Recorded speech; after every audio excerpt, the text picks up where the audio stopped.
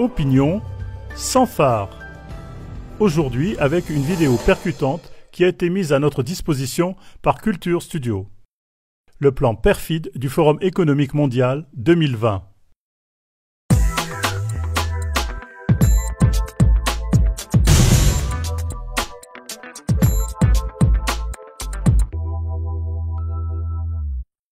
Je n'ai pas le temps de faire une vraie vidéo maintenant, mais je voudrais vous montrer comment utiliser votre lumen natural, votre bon sens.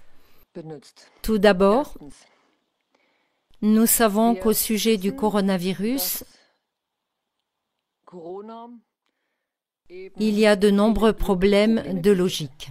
Dans certains rassemblements, il est contagieux, dans d'autres, non. Nous savons que lorsqu'on est en quarantaine, le coronavirus n'est pas contagieux. Nous savons que le coronavirus est contagieux principalement dans les lieux publics climatisés. Nous savons qu'il y a beaucoup de symptômes différents qui ne peuvent pas être uniformément attribués à un virus ou à quoi que ce soit d'autre, mais des tableaux cliniques très différents. Et nous savons que dans les cas graves avec une infection pulmonaire, etc., le coronavirus présente en principe les symptômes liés à l'inhalation de poussière fine. Il a les mêmes patients, c'est-à-dire la même clientèle, et les personnes âgées souffrant de diabète et de maladies cardiovasculaires préexistantes risquent plus d'en mourir. Nous savons cela. Puis, nous savons aussi que le coronavirus vise directement les travailleurs indépendants, toute forme de sécurité propre, les petits magasins, les petites entreprises. Le coronavirus est diagnostiqué aussi souvent que nécessaire, jusqu'au dernier commerce, jusqu'à ce que le dernier magasin soit nationalisé, jusqu'à ce que nous soyons tous dépendants de revenus de base inconditionnels, c'est-à-dire universels, comme l'a demandé depuis longtemps le pape François. Voilà pour ce sujet. Alors, nous continuons, nous voulons savoir, est-ce une pandémie ou est-ce une pandémie? Alors, nous allons sur le site Forum économique mondial, FEM 2020, où nous cliquons sur plateforme. De plateforme, nous allons sur plateforme d'action Covid-19. D'ailleurs, le signe est le même que pour le mouvement américain, les vies noires comptent. De là, nous continuons en faisant défiler vers le bas jusqu'à la représentation schématique d'un coronavirus. Là, nous cliquons sur la carte de l'évolution de Covid-19, qui est la transformation numérique du monde via le coronavirus. C'est pourquoi elle est appelée carte de l'évolution de Covid-19 sur le site du Forum économique mondial. Nous attendons qu'elle s'ouvre. Nous cliquons maintenant sur « Éviter l'infection et la propagation du Covid-19 ».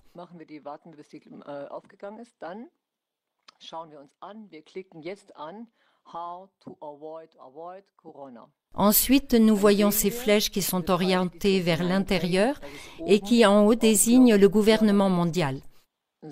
Voilà, donc nous savons que le coronavirus veut aider le gouvernement global, c'est-à-dire un gouvernement unique mondial, à monter sur le trône. C'est pourquoi le virus s'appelle Corona. Il veut couronner le nouvel ordre mondial. Alors, nous savons déjà à ce stade qu'il ne s'agit pas d'une pandémie, mais d'une plandémie. Que tout est intentionnel. Ce n'est pas une théorie de conspiration, mais un plan du Forum économique mondial où Bill Gates joue un rôle très important. Donc, quand on a cliqué là-dessus, on voit aussi santé globale. Regardez cela. Cliquez ensuite sur santé globale. Alors, tout le disque tourne à nouveau et vous pouvez jeter un coup d'œil sur ce que signifie santé globale. Entre autres choses, il y a le terme ingénierie. De là, nous cliquons sur biotechnologie. Les mots tournent, puis regardez le génome amélioré. Ensuite, nous passons à amélioration de l'être humain, c'est-à-dire eugénisme, reproduction humaine. Enhancement, zu Deutsch Menschenverbesserung, übersetzt Eugenik, Menschenzucht. Et quand vous avez cela au milieu, cliquez sur ingénierie sur le génome, c'est-à-dire la 5G. Nous savons tous que l'irradiation, sous quelque forme que ce soit, stérilise lentement ou rapidement. La 5G est une irradiation permanente et qui va détruire les cellules germinales et les génomes de nos enfants. Dans 10 à 15 ans, nous constaterons qu'ils ne peuvent plus avoir d'enfants, une stérilisation de masse. Cela signifie qu'il n'y aura plus d'enfants engendrés, des enfants créés de façon naturelle, mais seulement des enfants produits industriellement. C'est ce qu'on appelle la production humaine industrielle.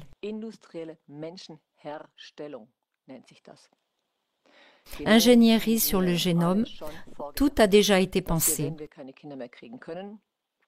Cela signifie que quand nous ne pourrons plus avoir d'enfants, et nous devrions ne pas en avoir, parce qu'ils émettent 58,6 tonnes de CO2 et polluent donc l'environnement, et que nous aurons probablement une monnaie CO2, nous allons devoir faire la demande auprès d'entreprises pour avoir un enfant, et si c'est OK, alors ce sera un enfant créé par le génie génétique. Cela fait de nous un produit de l'industrie. Voilà maintenant, s'il vous plaît, et c'est la dernière chose, allez sur neurosciences. Donc, si vous vous trouvez dans amélioration de l'être humain, alors vous trouverez neurosciences, ou bien allez sur biotechnologie, alors vous trouverez neurosciences. Cliquez sur neurosciences au milieu et vous verrez qu'on essaie au niveau neurologique, biologique, d'influencer la prise de décision et le comportement, c'est-à-dire qu'on veut atteindre le contrôle sur le libre arbitre. Tout cela est visible sur le Forum économique mondial. Pas une théorie de conspiration. Un grand plan. Regardez par vous-même. Revenons à neurosciences, avec laquelle on veut contrôler la prise de décision et le comportement, c'est-à-dire le libre arbitre et le comportement des personnes. Par rapport à cette prise de décision, je l'ai déjà mentionné auparavant, il existe une étude sur la manière dont les nanoparticules qui s'ancrent dans les neurones et les ondes 5G ou les ondes de la téléphonie mobile peuvent influencer et contrôler la volonté. Ça, c'est la fin de l'humanité. C'est la déshumanisation de l'humanité. C'est l'attaque de tout ce qui existe d'humain sur Terre. Et c'est comme si on tirait sur l'arbre des âmes dans le film Avatar, si on le bombardait, si on le détruisait.